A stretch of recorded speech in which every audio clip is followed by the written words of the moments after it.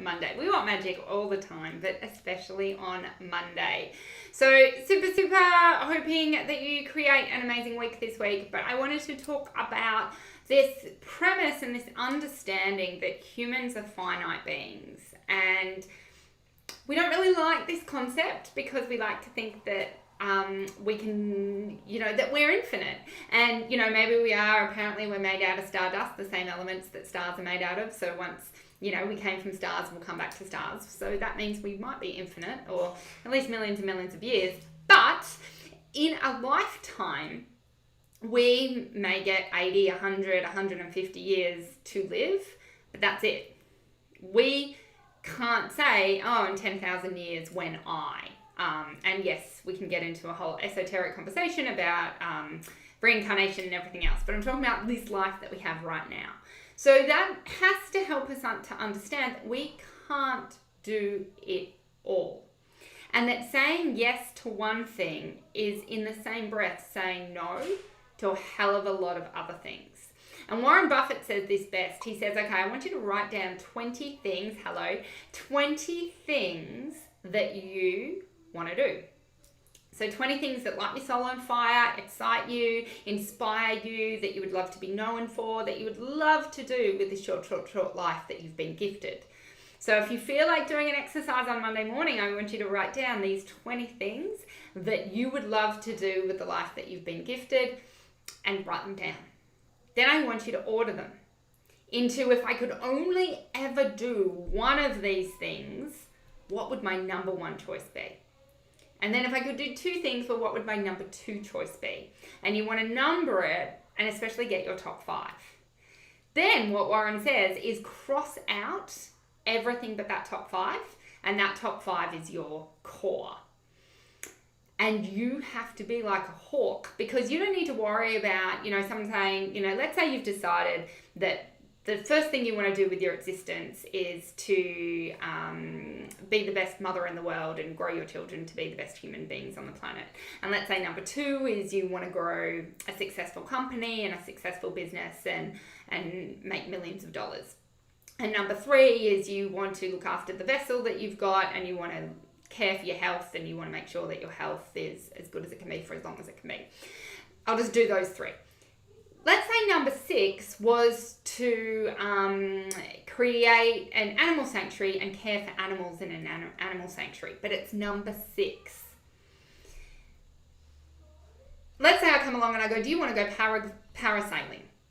It's definitely not in your top 3, because it arguably doesn't look after your health, and it's not your top 6 at all. So it's not a worry. It doesn't distract you. It doesn't do shiny object syndrome and get you to pull your focus away from what's super important, which was 1, being a great mother, 2, building a company, and 3, looking after your health. So it doesn't pull your focus. But if I say, hey, do you want to come with me to Africa, where I'm going to be building an animal foundation?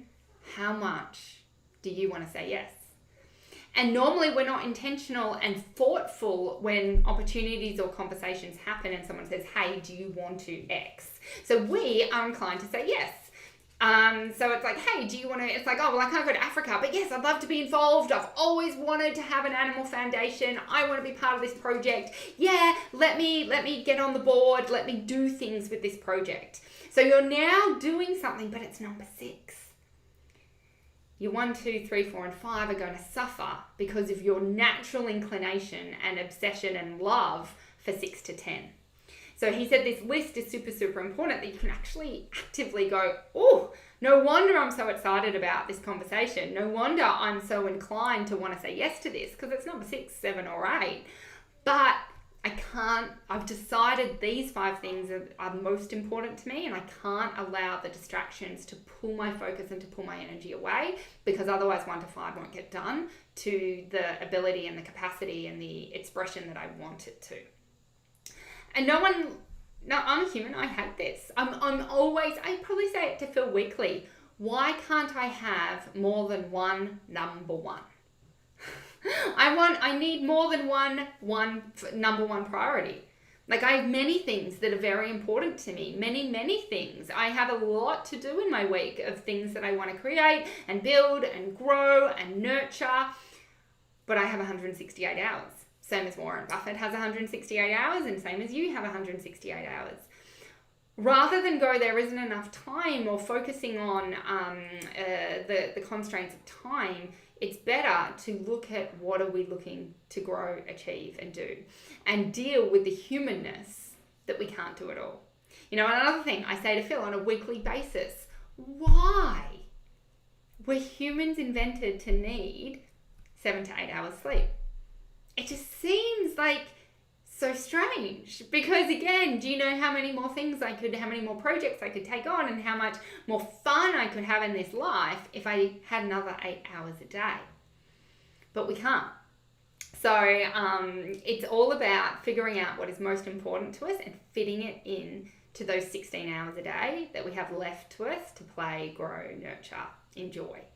So I just wanted to bring a bit of intentionality to your week and to your thought process, because you want to make sure you're living a life with intention.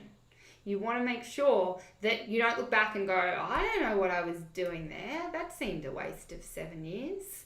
And that can happen.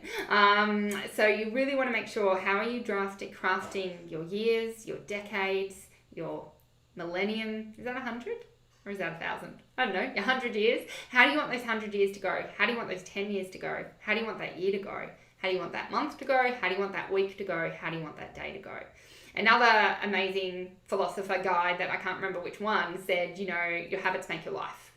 And it's absolutely true. Like, if you don't have a habit of walking, then you're not going to walk much. You might occasionally just go for a walk, but we have to, if we want to live a happy, healthy life, maybe we want to have that habit as a daily habit. What is a daily habit that you have that maybe is sucking? You know, I've written a massive poster in my office on one of my whiteboard that says, I refuse to let Facebook steal my time. So right now, I'm investing my time in helping as many people as possible be as amazing as they can be. But in the morning, I've developed a habit of the mindless scroll. And I'm allowing Facebook to steal my time. So he's not feeling like I'm allowing that to happen. So I have to become the guardian of my time, and I have to not let, you know, Netflix is trying to steal my attention. Facebook is trying to steal my attention. Everyone's trying to steal my attention, and I can't let that happen.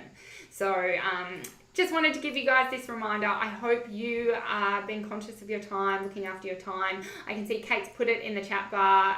If you guys want to head over to the Unstoppable Women Facebook group, that's where I go live every single day. I think there's a TV guide that's coming out about everything that I'm talking about. So if any of the topics resonate with you, or you feel compelled to watch, head over there, and make sure to invite any other women you know so we can all be unstoppable together. Oh gosh, my cat's back. There's no room on the desk. But yeah, have an amazing week, guys. Love you lots, and I'll see you in the Unstoppable Women's group. Bye.